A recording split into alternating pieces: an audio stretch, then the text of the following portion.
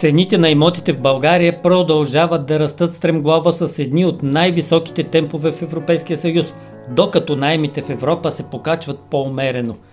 Цените на жилищата в България са се скочили с 125 за последните 15 години, показват данни на Евростат. Това нарежда страната ни на 5-то място в Европейския съюз по дългосрочен ръст.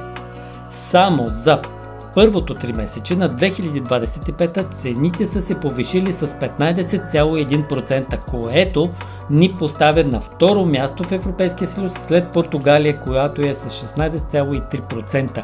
За сравнение, средният ръст в Европейския съюз е едва 5,7%, а в еврозоната 5,4%. България изпреварва значително средното европейско ниво. На върха по най-голям ръст от 2010 до 2025 е Унгария с цели 260%, следвана от Естония с 238%. България е сред 9-те държави, където цените са се удвоили.